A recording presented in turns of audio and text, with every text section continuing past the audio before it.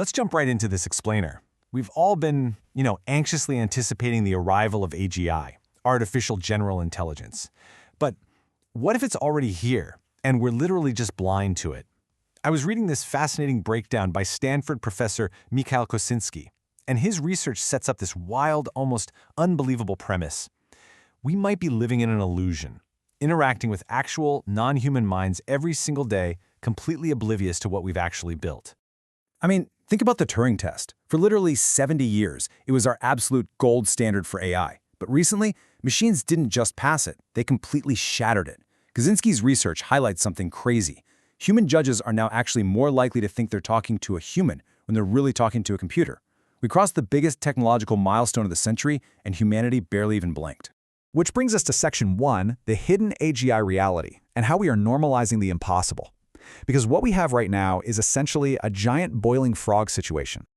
So why the illusion? Why do the creators of massive models like GPT-4 absolutely refuse to just call them AGI? Well, Kosinski points out it really comes down to strategy and, of course, money. Labeling something AGI instantly triggers intense government regulation, not to mention these huge existential safety conversations that big tech desperately wants to avoid. Even Shane Legg, the guy who literally coined the term AGI, admits GPT-4 meets his original threshold, but instead of just owning it, the tech industry keeps moving the goalposts, redefining AGI as this vague, always-in-the-future milestone just to dodge the consequences today. Moving to Section 2, Beyond the Next Word and Unlocking Emergent Genius. Let's dive into how this actually works. Look, there's this popular myth going around that these models are just stochastic parrots, basically just glorified autocorrect. But Kosinski's research completely flips that idea on its head. Yes, sure, the core function is predicting the next word, but here's the catch. To accurately predict the next word of, say, a genius physicist in a completely new scenario, the machine is forced to actually model human reasoning. It can't just rely on its memory bank. By forcing the AI to perfectly mimic us, it inadvertently had to develop emergent logic, empathy, and maybe even early forms of consciousness, literally just to get that next word right. Which brings us to Section 3, the theory of mind. This is exactly what happens when machines gain psychology.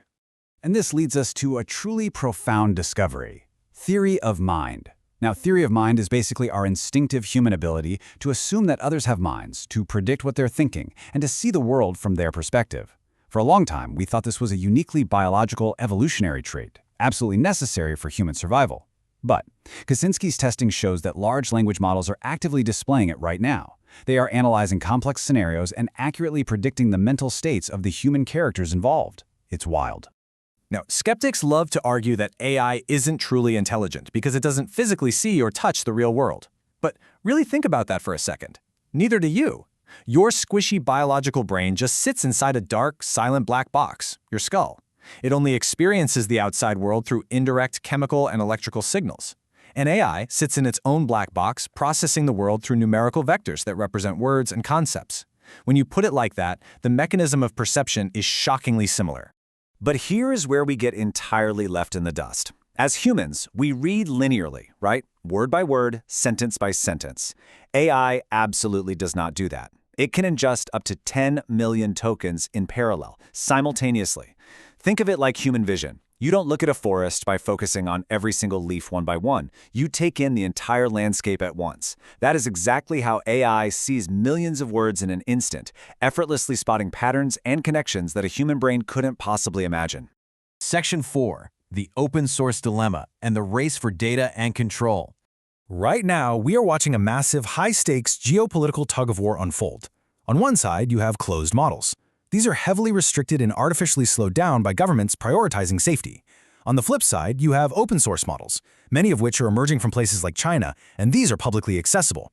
Because they're completely free, they get massive adoption, which creates this enormous data loop where millions of everyday users are constantly debugging and feeding the model brand new data.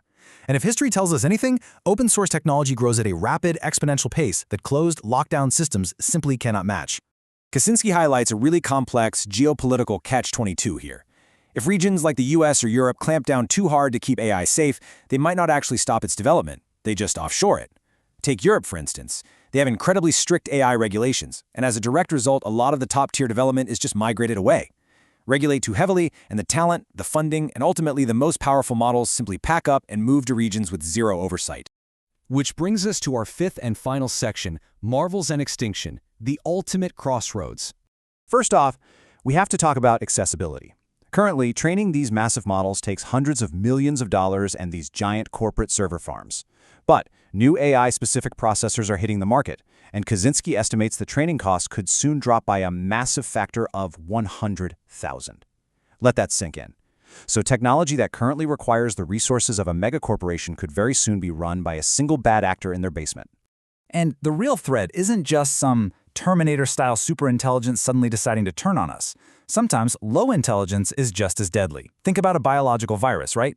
It has basically zero intelligence, yet it can bring the entire globe to a standstill. Kosinski warns of this incredibly eerie threat of stubborn AI viruses. These wouldn't just be simple lines of code. We're talking about evolving, low-intelligence AI agents designed simply to spread silently, remain totally undetected, and just creatively mess with our critical infrastructure over a long period of time. So if it's really this dangerous, you're probably asking, why not just unplug the whole thing? Well, because the benefits are just too staggering to walk away from. Kosinski notes that AI models like Claude Opus are already starting to outperform human scientists. Just imagine deploying 100,000 tireless, automated AI scientists working around the clock without any ego, rapidly testing millions of hypotheses to cure cancer or solve the climate crisis.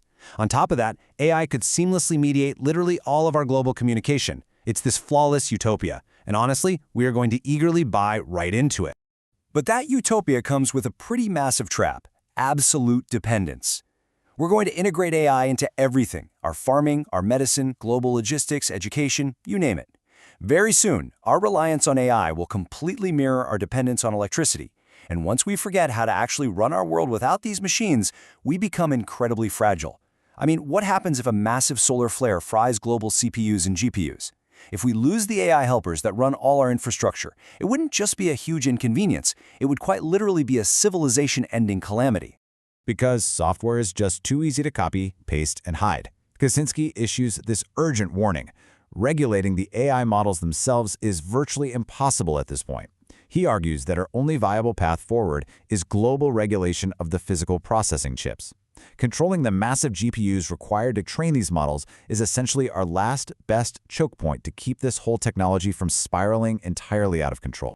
We have already passed the Turing test. We have already sparked something that closely resembles a mind inside a black box.